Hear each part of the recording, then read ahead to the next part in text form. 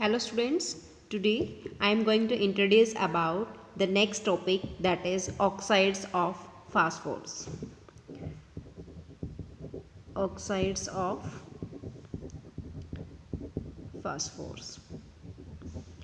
Phosphorus form the two important oxides. The first oxide is that is P2O3, P2O3 or P2O5. इसको हम क्या बोलते हैं, इसको हम डाइमर करते हैं तो P4O6 बनता है एंड इसका डाइमर करते हैं तो ये बनता है P4O10. Okay, these two type of oxides are formed by the phosphorus. Now first is P4O6. ठीक है, तो हम फर्स्ट लेते हैं P4O6. फास्फोरिक ट्राई ऑक्साइड बोलते हैं इसे हम. ठीक है, कैसे प्रिपेयर करते हो, जब आप फास्फोरस को ऑक्सीजन के साथ क्या करते हो, बांड करते हो, ऑक्सीजन की प्रेजेंस में बांड करते हो, तो what will be form here, P4O6 is form. Penta oxides is formed by the removing of passing through the glass wall. ठीक है, तो इसमें ये आपका बनता है. Now what are the properties, ये इसकी प्रिपरेशन थी. अब इसकी प्रॉपर्टीज़ क्या है, ये एक वैक्सी सॉलिड होता है, waxy solid with garlic smell. Garlic smell होती है इसकी. Okay, it is poisonous in nature. Second जो आप कह सकते हो कि इट इज़ पॉइजनस, जहरीला होता है ये. It is soluble in benzene, soluble in benzene और क्लोरोफॉर्म. ओके, और जब हम इसको क्या करते हैं, एयर की प्रेजेंस में जब हम इसको हीट करते हैं तो ये क्या होता है, इजीली से ऑक्सीडाइज हो जाता है and it will be converted into P4O10. Okay, तो फॉस्फोरस पेंटा ऑक्साइड्स की फॉर्म में ये क्या हो जाता है, कन्वर्ट हो जाता है. ओके, बट जब हम इसी को कोल्ड वाटर के साथ हीट करते हैं, जब इसकी रिएक्शन हम कोल्ड वाटर के साथ करते हैं H2O के साथ, तो क्या होता है कि ये चेंज होता है फॉस्फोरिक एसिड में H3PO3. ओके, तो this will be form. Now अगर इसको आप हॉट वाटर में हीट करते हो, तो वही आप यहाँ पे हॉट वाटर लो, तो it will form into H3PO4 plus phosphine PH3. Okay, this will form. Now this phosphoric acid is also converted into orthophosphoric acid plus phosphine. तो ये जो होता है H3PO3, जब आप इसको हीट करते हो, after heated it will converted into orthophosphoric acid H3PO4 plus PH3. Okay, this will be 4 and this will be 3 times. Okay. Now next is the second type of oxides of phosphorus, that is P4O10. How it is prepared, P4 को जब आप heat करते हो in the presence of oxygen, then it will be converted into P4O10.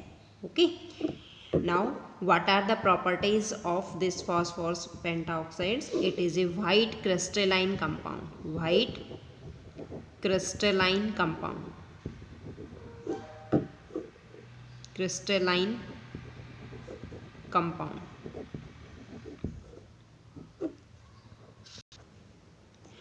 It is odorless, ये odorless होता है अगर pure form में होता है.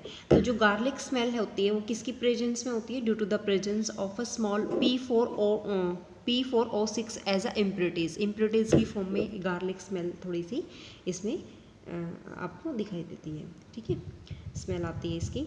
तो इट्स सब्लाइम्स ऑन हीटिंग, जब इसको हम हीट करते हैं तो ये सब्लाइम होता है, मीन्स सब्लिमेशन प्रोसेस शो करता है.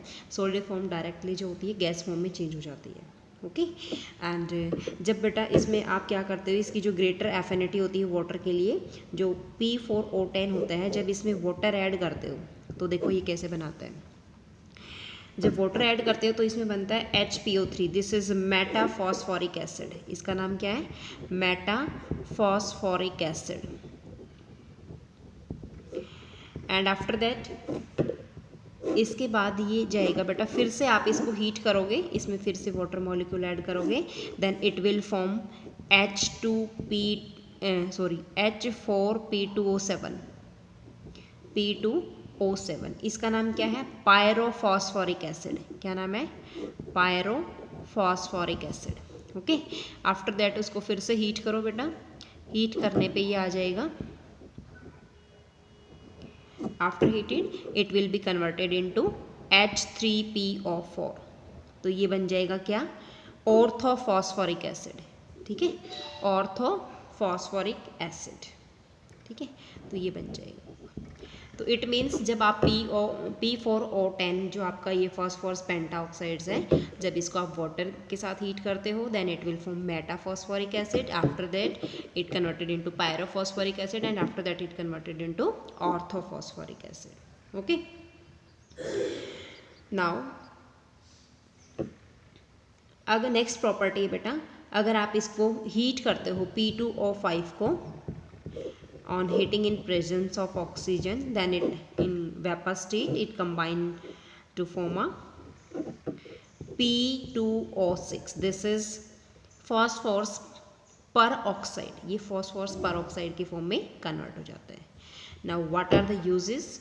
इसका जो यूज़ है वो क्या है?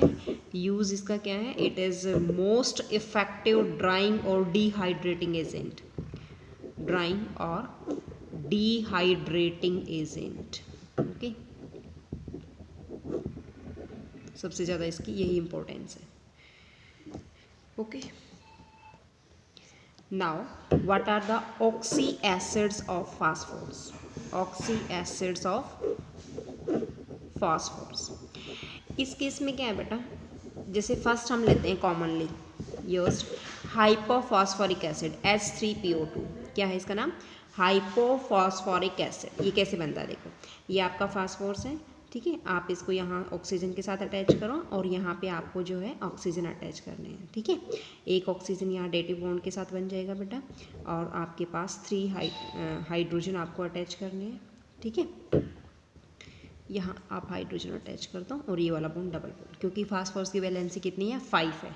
ठीक है, then it will form 5 bonds. Okay, तो ये कौन सा है? मोनोबेसिक। इसको क्या बोलेंगे? मोनोबेसिक, क्योंकि इसमें एक ही H group present, OH group present है, इसलिए मोनोबेसिक है। ओके, नेक्स्ट बेटा सेकंड है H3PO3। H3PO3 इसका नाम क्या है? Phosphorous acid.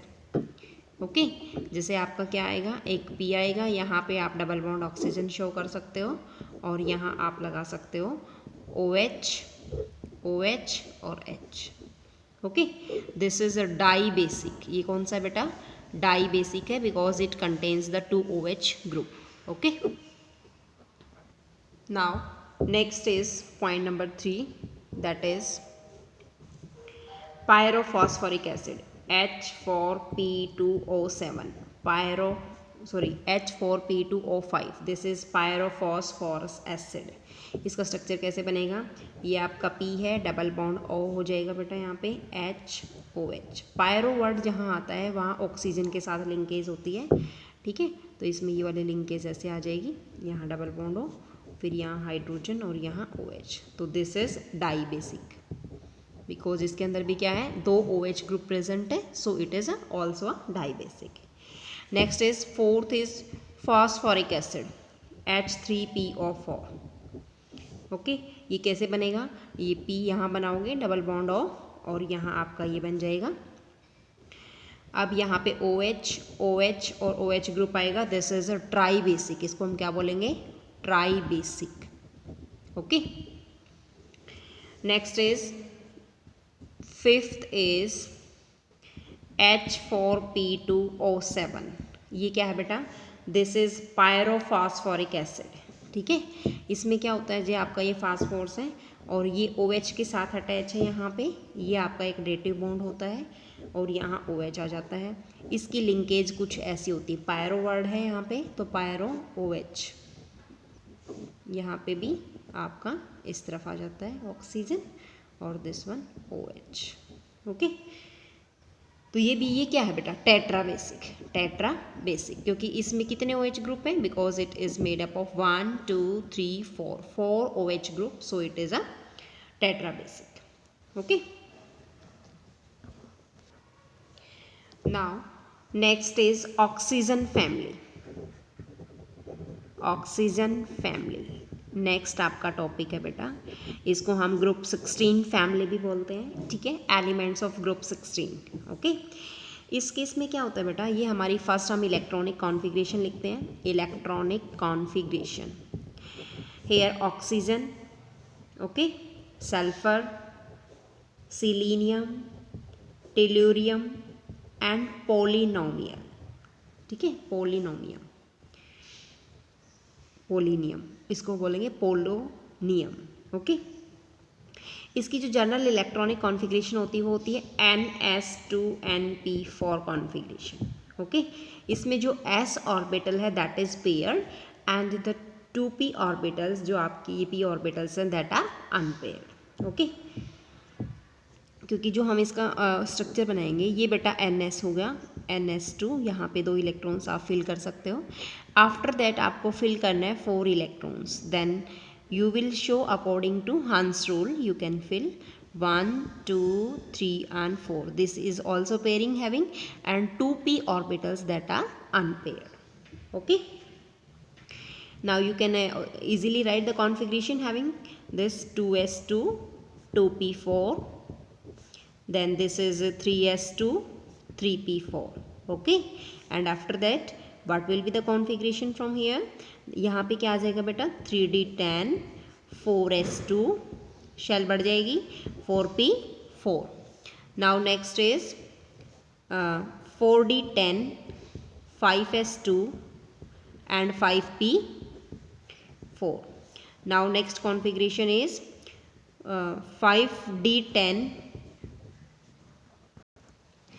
5d10 और ये बनेगा बेटा 4f14 और this one 6s2 and 6p4। Okay, so this is the configuration of polonium. अब बेटा आप देख रहे हो ऑक्सीजन एंड सल्फर। ऑक्सीजन के अंदर तो आपके पास क्या है, p जो d ऑर्बिटल्स है वो इन्वॉल्व नहीं है, ठीक है, बट सल्फर के अंदर क्या होता है, वेकेंट d ऑर्बिटल प्रेजेंट होता है, क्योंकि यहाँ पे हम लिखते हैं तो 3d लिखते हैं यहाँ पे, ठीक है। सिलीनियम में 3d आ गया, टेल्यूरियम में 4d एंड पोलिनियम में क्या आया बेटा, 5d भी आ गया और f भी, दोनों ही ऑर्बिटल्स इन्वॉल्व होते हैं। Now what are the physical properties of this family. Okay, physical properties क्या है बेटा, point number 1 that is physical state. इस केस में क्या है बेटा, देखो फिजिकल स्टेट में कि जो ऑक्सीजन है वो क्या है, गैस है। ऑक्सीजन ही एक ऐसा है जो क्या है, गैस है। बाकी जो अदर मेंबर्स हैं जैसे सल्फर है, सिलीनियम है, ये जितने भी मेंबर्स हैं ऑल आर सॉलिड्स, ठीक है, ये किस फॉर्म में होते हैं, सॉलिड है। और आप ये देख रहे हो कि ऑक्सीजन मॉलिक्यूल्स हमेशा क्या होता है, डाई एटॉमिक फॉर्म में होता है O2, ठीक है, जबकि जो अदर मेंबर्स होते हैं वो कॉम्प्लेक्स फॉर्म में होते हैं, जैसे 8 भी हो सकता है वही, ठीक है, इस तरीके से, क्योंकि जो सल्फर है, सिलीनियम है, टेल्यूरियम है, ये सारे क्या 8 में होते हैं। आप सल्फर को लिखते हो S8 फॉर्म। ओके, अब इसमें एक क्वेश्चन आता है कि जो सल्फर के अंदर जो S8 मॉलिक्यूल बनता है, इसमें जो एवरी सल्फर एटम है ना बेटा, जो सल्फर है वो हाइब्रिडाइजेशन शो करता है, क्या, sp3 हाइब्रिडाइजेशन शो करता है, sp3 हाइब्रिडाइज होता है। ओके, अब हम क्वेश्चन ये अराइज करते हैं कि ऑक्सीजन जो होता है वो मल्टीपल बॉन्ड बनाता है, ऑक्सीजन डबल बॉन्ड ऑक्सीजन बनता है, क्योंकि बेटा इसकी टेंडेंसी क्या मल्टीपल बॉन्ड बनाने की है, क्योंकि इसके अंदर पी पाई बॉन्डिंग होती है। क्या होता है बेटा, पी पाई बॉन्डिंग होती है किसी दूसरे मॉलिक्यूल्स के साथ, ठीक है। तो दूसरी बात, इसका साइज क्या है, स्मॉल, ठीक है, तो ये इसमें सब इसलिए क्या करता है, मल्टीपल बॉन्ड बनाता है और गैस फॉर्म में एग्जिस्ट करता है। बट अगर हम सल्फर का केस लेते हैं तो सल्फर क्या है बेटा, लार्ज साइज शो करता है, और लार्ज साइज शो करने की वजह से क्या होता है, इसके अंदर पी पाई डी पाई बॉन्डिंग बनती है, और पी पाई डी पाई बॉन्डिंग बनेगी तो इसकी जो टेंडेंसी होती है वो क्या हो जाती है, मल्टीपल बॉन्ड बनाने की मिस हो जाती है। ओके, नाउ नेक्स्ट टॉपिक क्या है बेटा, एटॉमिक रेडियस। देखो point number 2 that is atomic radii. Atomic radii of group 16 element that is smaller as compare to nitrogen family. अब ग्रुप 16 की क्या होती है बेटे, स्मॉलर होती है एज कंपेयर टू 15 से. ठीक है, अब आपको जो आपके नाइट्रोजन फैमिली है वो आपकी 15 है और ऑक्सीजन फैमिली दैट इज 16. अब इसमें सबसे इम्पोर्टेंट ये है बेटा कि जो आपके जो नाइट्रोजन है उसका साइज़ क्या है, स्मॉल, और स्मॉल साइज़ होने की वजह से इफेक्टिव न्यूक्लियर चार्ज क्या हो जाता है, वो बढ़ जाता है. जेड इफेक्टिव क्या हो जाता है, इंक्रीज़ हो जाता है, जिसकी वजह से इसकी एटॉमिक रेडियस क्या हो जाती है, इंक्रीज़ हो जाती है. ठीक है, अब देखो जैसे जैसे नीचे जाते हैं ग्रुप में, नीचे जाएंगे तो हमारे पास क्या होगा, एटॉमिक नंबर क्या होगा, बढ़ता जाएगा. एटॉमिक नंबर बढ़ेगा तो एटॉमिक रेडियाई भी क्या होगी, इंक्रीज़ होगी. ठीक है, तो रीज़न हम यही बताएंगे कि जो as we moving down the group atomic and ionic radii that will be increases. Okay, first reason क्या है, because increase in the number of shells. Okay, second reason increase screening effect, increased screening effect. Okay, screening effect भी बढ़ जाएगा, ये आ जाएगा. Okay बेटा, now the next property is ionization potential और आयनाइजेशन एंथैल्पी. अब बेटा जो आयनाइजेशन एनर्जी है ग्रुप 16 एलिमेंट्स की वो क्या होती है, स्मॉलर होती है as compare to ionization energy of group 15 elements. Okay, तो इस केस में क्या होता है बेटा, जो इलेक्ट्रॉनिक कॉन्फ़िगरेशन है ग्रुप 15 की, देखो इसकी जो कॉन्फ़िगरेशन है वो होती है NS2NP3, ये जनरल होती है. ये एग्जैक्टली जो p ऑर्बिटल है that is exactly half filled. Okay, तो due to extra stability of half filled configuration of p orbitals, जो नाइट्रोजन एटम्स होते हैं या नाइट्रोजन ग्रुप एलिमेंट्स होते हैं that have high ionization enthalpy as compare to oxygen family. Okay, लेकिन as we move down the group ionization potential that will be decreases because ionic radii increases and screening effect increases. जैसे जैसे हम नीचे जाते हैं ionization energy कम होती जाती है. रीज़न क्या है बेटा, क्योंकि एटॉमिक रेडियाई इंक्रीज होगी and screening effect also increases. Okay, now one question arise from here. देखो बेटा क्वेश्चन क्या है कि जो सेकेंड आयनाइजेशन एनर्जी है ग्रुप 16 एलिमेंट की वो हायर होती है, फर्स्ट वाली नहीं होती बेटा. देखो फर्स्ट वाली लेस होती है लेकिन second ionization energy of group 16 element that is higher than group 15 element. ऐसा क्यों, देखो बेटा सेकेंड का मतलब क्या है कि after the removal of one electrons it acquire a stable electronic configuration. देखो बेटा ये ऑक्सीजन है, ऑक्सीजन की कॉन्फ़िगरेशन होती है 1s2 2s2 एंड 2p4. ठीक है, जब ऑक्सीजन से एक इलेक्ट्रॉन्स रिमूव कर दिया तो इसकी कॉन्फ़िगरेशन क्या बनेगी, 1s2 2s2 एंड 2p3. तो इट मीन्स जब इसमें से एक इलेक्ट्रॉन्स रिमूव किया तो ये क्या बनाया, इसने स्टेबल कॉन्फ़िगरेशन बना लिया. ठीक है, तो removal of second electrons is very difficult and the second ionization energy is very high. So ionization energy of group 15 elements that is less as compare to group 16 in case of second ionization energy. ठीक है बेटा, तो यही है, यहाँ से दो question arise होते हैं. एक तो first ionization energy group 16 element की स्मॉल होती है but second ionization energy group 16 element की लार्ज होती है. Okay, now the next property number 4 that is oxidation state. Oxidation state, देखो बेटा इस केस में क्या है, electronic configuration of this family that is NS2NP4. Okay, ये होता है NS2NP4. So it can complete its octet either gaining 2 electrons और शेयरिंग द इलेक्ट्रॉन्स. तो it shows negative as well as positive oxidation state, ये show करता है बेटा. Okay, अब नेगेटिव ऑक्सीडेशन स्टेट कब शो करता है, देखो जब ऑक्सीजन जो होता है वो सेकेंड हाईएस्ट इलेक्ट्रोनेगेटिव एटम है तो वो क्या करेगा, गेन करेगा 2 इलेक्ट्रॉन्स को. When it gain the 2 electrons and to show the stable noble configuration. okay, and it shows -2 charge on the oxygen atom. Oxygen also shows -1 oxidation state in case of H2O2. बेटा जब peroxide की form होती है तो क्या करता है ये ऑक्सीजन जो होता है -1 स्टेट में शो करता है, okay. Oxygen have a tendency to show a negative oxidation state and it decreases down the group, ठीक है। सेकेंड आता है बेटा पॉजिटिव ऑक्सीडेशन स्टेट। इस केस में क्या होता है, ऑक्सीजन कभी भी पॉजिटिव ऑक्सीडेशन स्टेट शो नहीं करता, एक्सेप्ट एक ही चीज़ को छोड़ के, OF2 को छोड़ के कभी भी पॉजिटिव ऑक्सीडेशन स्टेट शो नहीं करता। जितने भी अदर एलिमेंट्स हैं इस ग्रुप के वो कौन सी शो करते हैं, +2, +4 एंड +6 ऑक्सीडेशन स्टेट शो करते हैं, क्योंकि बेटा इनके अंदर क्या है, वैकेंट डी ऑर्बिटल प्रेजेंट होता है, वैकेंट डी ऑर्बिटल, ठीक है। तो participation of vacant D orbital, इसकी वजह से ये +2, +4 और +6 ऑक्सीडेशन स्टेट शो करते हैं, ओके। अब tendency to show the +6 oxidation state decreases. अब जैसे जैसे हम डाउन द ग्रुप जाते हैं तो नीचे जाएंगे डाउन द ग्रुप तो +6 ऑक्सीडेशन स्टेट की टेंडेंसी डिक्रीज हो जाती है।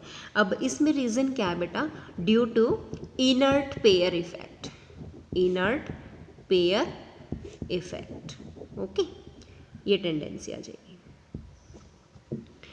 Now next is point number 5, जो आपकी 5th फिजिकल प्रॉपर्टी है, that is electronegativity.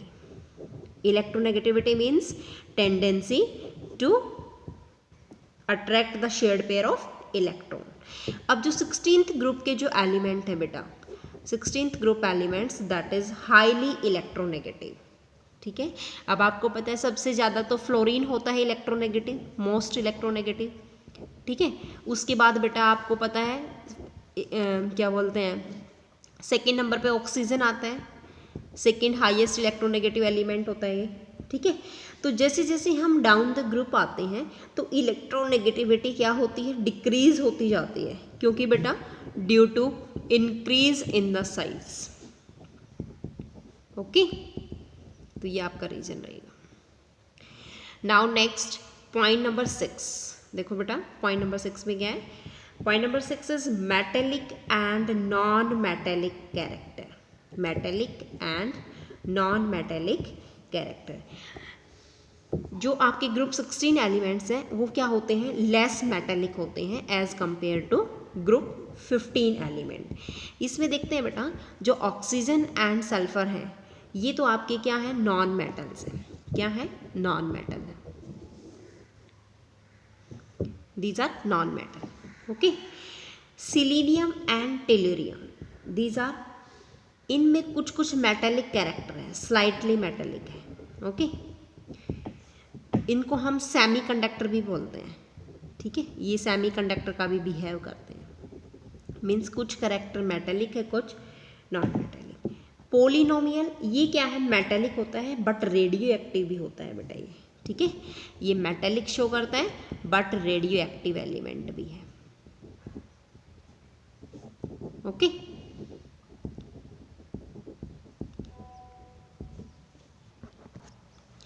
Now next is melting point and boiling point. देखो बेटा property number 7, melting point and boiling point. Melting point and boiling point from oxygen to tellurium that will be increases. ये increase होता है बेटा जैसे जैसे हम down the group जाते हैं। तो रीज़न क्या है इसका, what is the reason behind this, देखो on moving down the group atomic size and molecular size that will be increases. So the van der Waals force of attraction that will be increases, ठीक है। So melting point and boiling point increases, okay। But जब हम tellurium to कहाँ आते हैं, tellurium to polynomial, ठीक है, पोलिनोमियम में आते हैं तो इसमें जो मेल्टिंग पॉइंट होता है दैट विल बी डिक्रीजेस, ये डिक्रीज होता है because in case of tellurium there is some covalent character. इसके अंदर क्या आ जाता है, कोवेलेंट कैरेक्टर आ जाता है along with the metallic bonding, okay. और जो पोलोनियम ये क्या करता है, ये ओनली मेटेलिक बॉन्ड शो करता है।